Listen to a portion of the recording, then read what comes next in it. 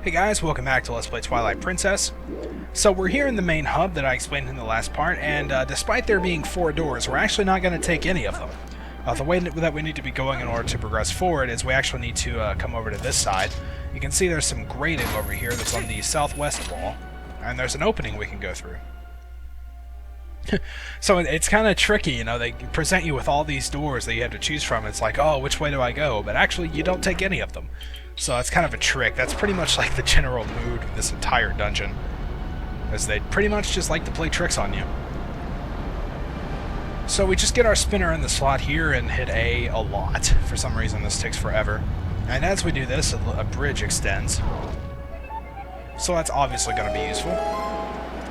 Now that we've done that, we can go over to this ivy and claw shot to it, preferably as high up as possible so you don't have to climb that much. And now we can just head across this bridge. If you start getting blown off, as long as you don't press anything, you'll grab onto the bridge like this. Like I pretty much anticipated I was going to get blown off by the wind there. But as long as you just don't press anything, you'll just grab onto the edge and you can wait the wind out. So that really minimizes the risk of actually being blown off and losing a heart. So we come into this room here, and as we go further forward, we can see that there are actually 2 claw shot targets on the ceiling, this one leading into a cage with the treasure chest. So obviously this is the one we need to take first. However, the one over on the right we actually don't want to take right now. There's nothing we can do down there at the moment. So you'd just be wasting time if you tried to do that. So to get out from here, you just claw shot onto this grating. There's going to be a lot of claw shot usage in this place. So get used to putting that on your inventory slots like all the time. Now that we've got the key, that's really all that we needed to do on this side. This is actually where you would end up if you went out the west door of that central hub area. So, like, that's why we didn't actually want to go through that door first, because this bridge wasn't extended. We had to go through the little gap in the grating. So as we walk up to the door, for some reason the scene randomly takes over. And it's the dragon. Comes by and takes out the bridge.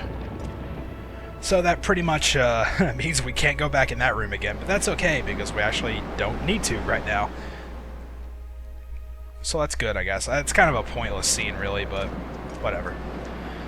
Okay, so we can go back through this door now. We're back in the central area once again.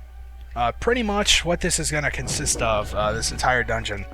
We're going to be returning to this place a few times, and you know, we're going to be coming like once from the west, once from the east, once back from the west. We pretty much just keep going back and forth that way a few times until we can eventually go out the north end. It's kind of complicated, but there's really actually only one way you can progress, you know, at any given point. So it seems like there's a lot of ways to go and a lot of things to choose from, but as usual, there's really only one thing you can do, so it's not that complicated. Now we're coming out the east side here, and of course, there's no bridge leading out from here or anything, so we have to go around to this east side, much like the one on the west. That was incredibly close. Take out a few of these things, they're no threat. We fought so many of these up to this point. And of course, there's another spinner slot. And if I remember correctly, this one takes even longer than the last one did. Spinning, spinning, spinning. Hitting A repeatedly, yes. There we are, there's the bridge. So it finally extends, and now we can go across that way.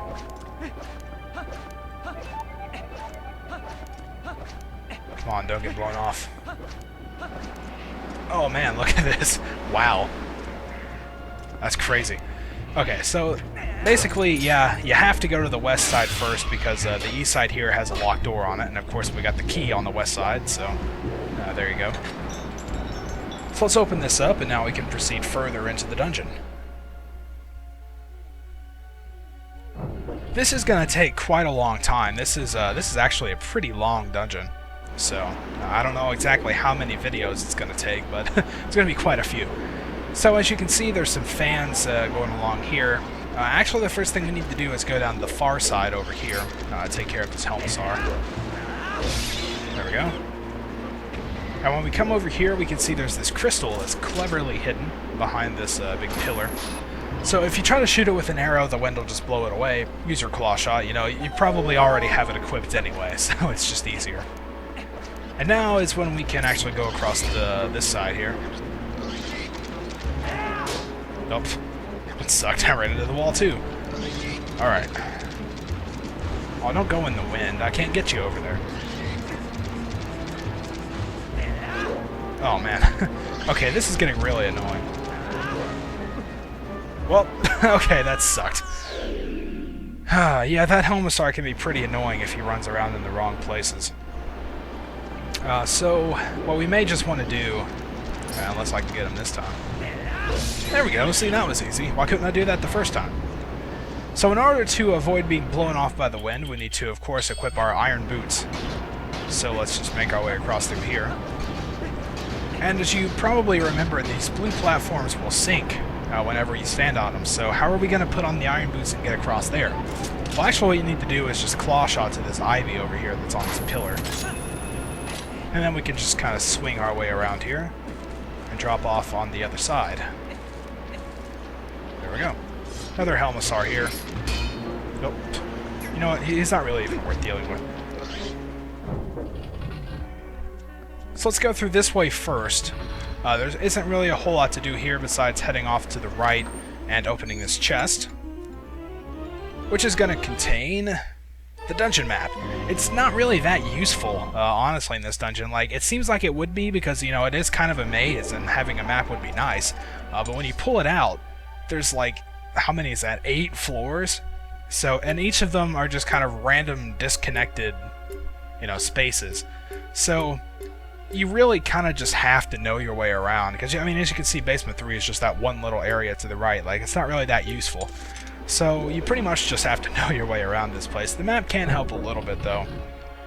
You know, at least for telling you, like, what places you have been to and what places you haven't. So, if you get stuck, you can definitely use it. So now that we've gotten the dungeon map, let's head over to this room on this side. And this is kind of just an annoyingly long room. It's not really hard or anything, it just takes forever. So we jump across here. As Keese is probably going to come and mess with me. Now wait for the wind to stop and jump across here. Of course, if you jump while the wind is blowing, it'll just knock you back and you'll get thrown into the pit. So obviously you don't want to do that. And there's going to be some tile lurkers, so we can get out our Gale Boomerang once again. We don't really use it that often, but we do here. There's going to be 2 more of those, I think. Now I can jump across where that tile lurker was, and jump across these blocks here. Oh, I almost missed that one. I would have ran right on top of it. Those are especially dangerous in this place, because I'm pretty sure they can actually like knock you into the pit from just standing on the platform. So you really got to be careful of those guys in here. There's going to be one more here on this side. You can take care of him while waiting for the wind. Wow. Okay. Go. And just jump our way across. Alright, what's in here? Oh yeah, this room.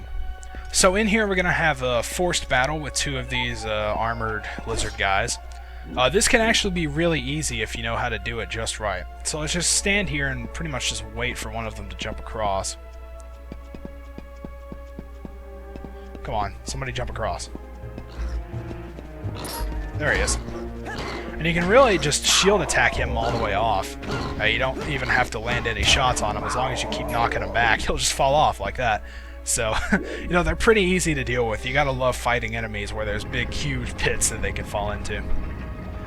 Now that we've defeated both of those guys, the cage up there opens. You can see some ivy leading up to it. So, it's on the south wall. If we look up with our claw shot, we can attach up here. And there's also this little chandelier-looking thing. We can actually claw shot onto it as well, and it acts as a switch, which causes a fan to activate down there. And of course, with all the Uka hanging around here, you can imagine we're going to have to use these guys and the fan in order to get to the door that's on the other side here. So there we go. Got a nice look-up Link skirt there. Thankfully, he's wearing those leggings underneath. Anyway, now that we're done with that, Okay, so we come in here, and this is sort of like a half and half area. There's another... Whoa, I got freaked out. I thought there were bats around. You can sort of just barely see the wings on the top. But there's this half here, and there's a half that's on the other side of the wall. So if we go to the other end, there's a chest that's way back there, but all it has is 50 rupees, so it's not really worth it at this point, because we don't actually need rupees for anything else in this game, really. So let's just use the fans and get a boost to come over here on this side of the wall. And there's another chandelier. So we grab onto it, and another fan comes up there. It's kind of cool that it blows the jars around, you know. We can't really collect those rupees, but it's kind of a neat little effect. Alright, well, we're running out of time, so I'm going to have to cut it off right here. In the next part, we'll head on up through that little opening up there. Until then, thank you guys for watching, and I'll see you next time.